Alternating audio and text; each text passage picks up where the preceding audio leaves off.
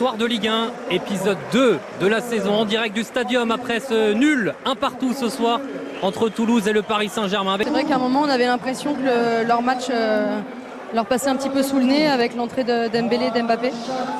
De Dembélé et de Mbappé, pardon. Mais ils ont su y croire jusqu'au bout et surtout avec de l'énergie quand on met un peu de cœur et un peu de percussion, notamment avec Aboukral. Et ben ça peut aller au bout et pourquoi pas ramener ce point-là. Ils le méritent en fait finalement dans l'engagement. Un bon point pour Toulouse et 2 points de perdus pour démarrer cette saison 2023-2024. Et ça, Dominique, c'est pas non plus si fréquent dans l'histoire récente. Non, si on se base simplement sur un plan comptable, c'est le plus mauvais départ du PSG de l'ère QSI après la fameuse saison 2020-2021, après la finale de la Ligue des Champions, après le Covid, où Paris avait démarré par 2 défaites. Alors évidemment, c'est pas rédhibitoire, hein. Mais voilà, ça ne fait que 2 points en 2 matchs et c'est très inhabituel pour Paris. Changement de projet, changement d'entraîneur, changement de style. À Toulouse aussi Oui. Ça fait 4 points Toulouse. Non, mais ce que je veux dire, c'est que Toulouse a joué en contre, c'est un peu différent là. Et là, c'est pas que je suis pas inquiète, mais malgré tout, cette deuxième mi-temps, ce qui est paradoxal, c'est que la deuxième mi-temps du Paris Saint-Germain, c'est la meilleure depuis le début de saison. Et c'est là où ils vont encaisser leur premier but aussi. Donc voilà, il y a un nouveau projet qui se met en place et je pense que c'est aussi un petit peu normal qu'il y ait ce ralentissement sur le début de saison du Paris Saint-Germain. On va avoir le temps d'en parler dans ce débrief avec également Christophe et Paul qu'on va retrouver avec les réactions Laure et Dominique. Parce que Hakimi à aucun moment il regarde autre chose que le ballon. Bon, on le voit accrocher un peu l'épaule d'Abouklal, mais c'est vrai que c'est très dur quand on est défenseur, mais la faute existe. Malheureusement, même si Abouklal il va dans le sens inverse du but, même s'il est très loin de la cage de Donnarumma, la faute elle est à l'intérieur de la surface. Et là on n'a plus que ses yeux pour pleurer, c'est vrai, il aurait dû être peut-être un peu plus précautionneux. La faute elle existe, c'est pénalty, ça permet à Toulouse de s'offrir un bon point face au PSG. En fait la précaution elle est, je pense que Jaja va le confirmer, mais c'est que quand tu cours derrière un attaquant, si tu cours derrière lui, la précaution, il faut être vraiment au max de ton max. Parce qu'en fait, tu sais que si tu le touches, il n'y a pas de danger, il faut pas le coller en fait, voilà. Puisqu'il court vers l'extérieur de la surface. Il s'en va de la surface en fait. Donc. À partir du moment où je courais derrière un attaquant, ça m'a coûté des fois aussi des fautes ridicules. Je pense qu'il faut prendre ce petit 30 cm. Une première réaction en direct. Luis Enrique est avec Philippe Carayon. Oui, c'est à vous Philippe. Exactement. Hola coach. Coach, este empate debe ser una decepción. Ce match nul doit être une déception pour vous. Claramente creo que era un partido para ganar. C'était un match qu'on aurait dû gagner. Creo que hemos hecho una primera parte bastante buena, una segunda en la que une première période assez bonne. En seconde période, à part le but, on a un peu perdu le contrôle. Et on n'a pas assez bien joué au ballon.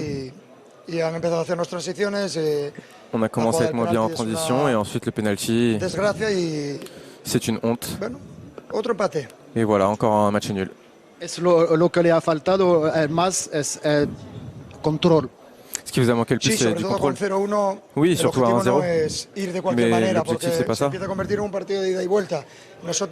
L'objectif, c'est pas d'aller d'un but à l'autre. Je n'ai pas fait cette équipe pour faire ça. Et les 2-3 occasions qu'on a eues pour marquer le 2-0, on n'a pas eu de chance.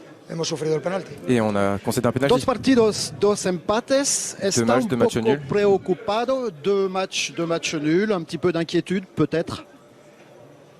Non, c'est le début de la saison. L'équipe est encore loin de ce que je veux qu'elle soit, surtout sur l'aspect offensif. Et on va continuer sur la même ligne. On a vu 2 visages de votre équipe. Un meilleur visage en deuxième période avec Mbappé et Dembélé. On a peut-être vu 2 visages de votre équipe ce soir avec un meilleur visage en deuxième période avec Mbappé et Dembélé. Bueno, eso es muy valorable. Bon, c'est valorisant, mais en deuxième partie, on a commencé à perdre des ballons et on a laissé des détails en route. C'est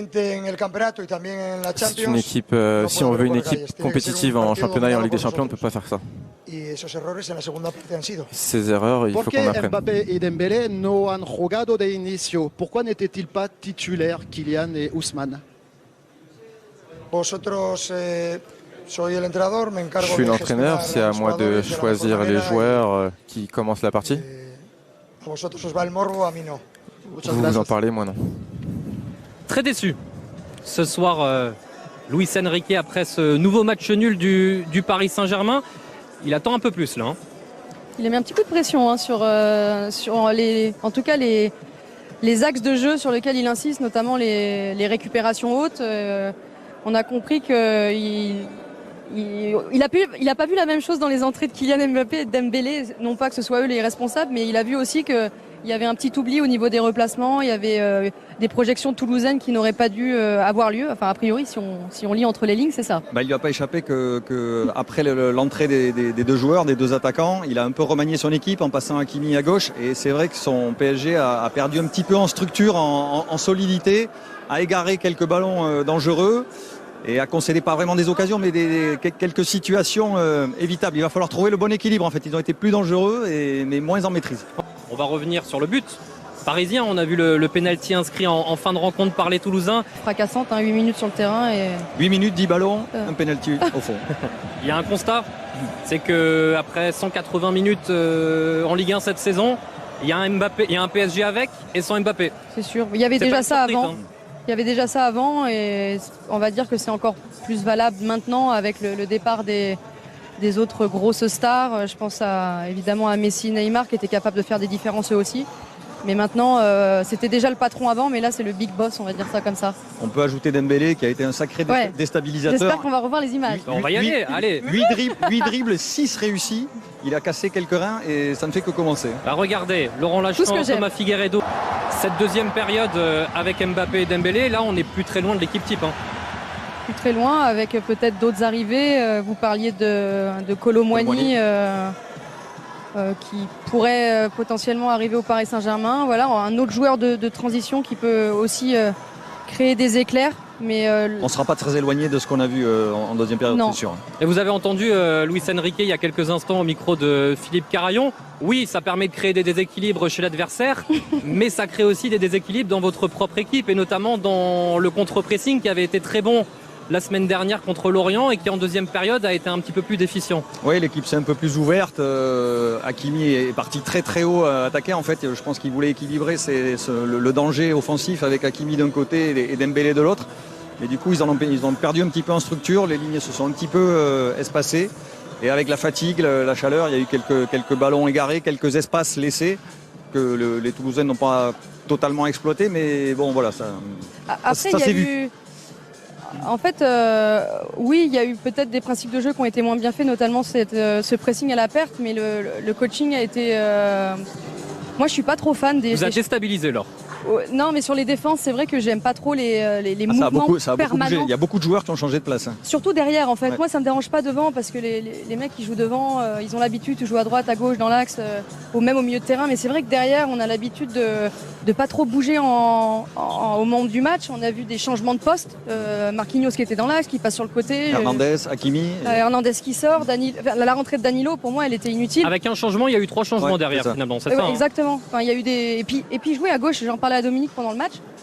Quand tu joues à gauche et que tu es complètement droitier et à droite sur le côté droit, c'est très déstabilisant. Et puis Hakimi, est-ce qu'il va dédoubler sur Kylian Mbappé? Est-ce qu'il a c'est impossible. Doubler la fusée éclair d'Mbappé. Comment c'est possible? Bon, on n'est que mi-août. Il y a encore évidemment des questions. Ce PSG, très clairement, est encore en rodage, Paul et Christophe. Ça fait 2 points. Donc après 2 journées pour ce PSG-là, quel bilan? Premier bilan faire après ces 2 premières rencontres? Le premier bilan, d'abord, il est fait, vous l'avez fait, il est comptable. Le deuxième, c'est que le Paris Saint-Germain a été plutôt performant une seule mi-temps sur les 4 qu'il a disputés, en tout cas dans ce qu'on attend du PSG. Et enfin, c'est que Luis Enrique peut nous parler d'équilibre. Les occasions aujourd'hui, les attaquants du Paris Saint-Germain, ils les ont eu. Gonzalo Ramos, il en a une en première, une en deuxième où il doit être plus agressif, où il doit marquer. Dembélé en a une autre. Et à ce moment-là, on parle plus d'équilibre ou de petite erreur sur un corner. Christophe, si le Paris Saint-Germain mène 4-0 à la 80e minute. Si Laure et Dominique. Laure et Dominique, mais les pertes de balles au milieu de terrain, elles ont fait mal parce qu'elles ont redonné un peu confiance et eux, ça les a mis un petit peu sur la défensive. Mais les occasions, ils les ont eues. Et il va falloir être beaucoup plus précis dans ce domaine-là s'ils veulent remporter des matchs parce que même face à des Toulousains valeureux, ça passe pas. Et espérons que Dembélé mette les vissés la semaine prochaine. C'est vrai. Et ça tombe bien. La semaine prochaine, on va les retrouver, les Parisiens, pour là un gros choc. Estampillé Ligue des Champions, PSG Lens. C'est samedi prochain, 21h, le coup d'envoi au Parc des Princes à suivre en direct sur les antennes de Canal. Là, ça va être un bon test pour le PSG après ces 2 premiers matchs nuls. Oui, un vrai test de costaud, même si on a vu le week-end dernier que Lens n'était pas tout à fait prêt non plus. Moi, ce que je voudrais ajouter sur Paris, c'est que là, donc, on était sur tout ce qui ne va pas. On peut souligner quand même qu'ils concèdent très peu à leur adversaire, et ça c'est nouveau, parce qu'il ne faut pas oublier que par le passé, tous les adversaires de Paris la saison dernière avaient des occasions énormes au cours des matchs. Là, ils ont concédé 3 tirs cadrés en 2 matchs, et on voit que c'est compliqué de se procurer une occasion contre Paris. Ça, c'est à mettre au crédit du coach et de cette nouvelle organisation, de cette nouvelle mentalité. On va dire au revoir à Paul et Christophe. Bonne soirée. Merci messieurs. Moi je dis Witix, ils se passaient bien, moi ça va pas, bien match nul, mais pour moi c'est pas la faute de l'équipe. Pour moi ça commence à être un peu la faute de Luis Enrique. J'ai pas voulu tomber dessus directement dès le début, mais là on a compris que t'es le chef, c'est bon Luis, on a compris. On a compris, Luis Enrique, Luis Escobar. Non mais là tu nous fais t'es plein d'entraîneurs, tu nous fais le dictateur. Là carrément non mais il joue quand je veux, c'est moi qui décide, c'est moi qui décide quand il rentre pas, il joue de mi-temps, et c'était quoi après, il joue 20 minutes. On peut comprendre, et oui et tout, tu veux l'autorité, on peut comprendre, mais va pas trop loin, va pas trop loin, non, trop loin. Franchement, fallait les faire débuter. Pour c'est tout, et pour le respect par rapport au coach, je peux comprendre. Franchement, on peut comprendre, parce que après des années qu'ils se sont moqués des coachs, les joueurs étaient au-dessus des coachs, on peut comprendre, mais faut pas aller trop loin, parce qu'après 20 ou 30 minutes, après ce que tu vois en attaque, tu aurais dû faire un changement. Surtout qu'après, t'as changé tout le monde, t'as changé la défense, t'as changé le milieu. Limite, j'ai eu peur, j'ai cru que t'allais changer Donnarumma, mais t'as pas changé Gonzalo Ramos. Et moi, je trouve ça pas normal qu'après les rentrées d'Embélé et d'Mbappé, que le Ramos, il propose pas plus. Même pour moi, un petit but. Je sais pas, et moi, je me dis, on nous a menti. Tu vois, parce qu'on nous a vendu un renard des surfaces. Moi, ce que j'ai vu, c'est plutôt un lapin des surfaces. C'est plutôt, hein, il est là, il se cache. Il a peur, il ne prend pas d'initiative, il ne prend pas de risque, il n'essaye pas de décrocher. Et pour moi, dans ce schéma de jeu, dans cette tactique-là, quand on prend l'attaquant, il faut que l'attaquant décroche, il faut qu'il participe au jeu, il faut qu'il touche le ballon. Parce que s'il attend les ballons dans cette tactique-là, à nous, on attendra les buts. Je vous le dis, et on va attendre très longtemps. C'est pour ça qu'en Espagne, le Luis Enrique, il jouait sans neuf. Un Benzema ou un Firmino. Un neuf comme ça. Il fallait qu'on dise oui, Guardiola, même s'il a pris Haaland et tout, il y a des matchs où Haaland, on le voit pas. Des matchs où Haaland est là, il est en train d'attendre. Et même Guardiola, il a demandé à Haaland de redescendre, de toucher le ballon, de participer au jeu. Il a même demandé ça, de rester un buteur, mais en même temps de redescendre. Parce qu'on va rajouter la faute sur Gonzalo Ramos. Mais pour moi, si demain c'est un flop au PSG, pour moi c'est plus la faute au recrutement. C'est très bien qu'il va jouer en tiki-taka pour un joueur qui peut décrocher. Un Colomani peut le faire quand même à un certain degré. Sinon, on peut dire ce qu'on veut sur Mbappé, mais en 2 minutes, il a changé le cours du match. Tu vois. Nasser voulait le laisser sur le banc toute la saison. Tu peux pas laisser un mec comme ça sur le banc. Tu peux pas laisser un tel talent sur le banc. C'est impossible. Non, en 2 minutes, il a changé le cours du match. On va dire oui, il n'y a pas de repli défensif et tout. Mais pas bien de repli défensif quand il y a le repli offensif. Non, vous avez vu comment il a provoqué le penalty? Mais il provoque pas que des penalties. Il provoque carrément même des maladies, des trucs. Non, le défenseur, comme il a glissé, il s'est fait mal au dos. Il lui a provoqué une scoliose là bientôt. Il doit consulter. Non, il a fait peur à toute la défense. Quand il est parti à l'entraînement, tout le stade était terrorisé. Il a terrorisé tout un stade. Ils avaient tous peur de lui. Non, on est obligé de le faire jouer. On est obligé un mec comme ça. C'est vrai que oui, on veut pas qu'il arrive à Madrid, mais on est obligé. C'est soit on le fait jouer, soit on termine 5ème de Ligue 1. Sérieusement. Soit on termine 5ème de Ligue 1. Parce que Dembélé aussi montré des bonnes choses. Donc je pense qu'ici un attaquant qui est là, qui décroche, qui peut faire le faux neuf, qui peut décrocher, qui peut participer au jeu, qui peut mettre des buts, qui se projette. Si un attaquant qui va comme ça, ça peut faire carrément comme le trio à Liverpool. Ah oui, les 3 mousquetaires. Ah oui, carrément. Et là, ils seront inarrêtables. C'est soit Gonzalo Ramos il se réveille, ou soit il faut recruter un autre attaquant. Mais dites-moi dans les commentaires ce que vous en pensez.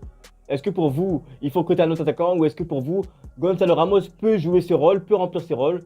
Dites-moi dans les commentaires, et on se capte plus tard.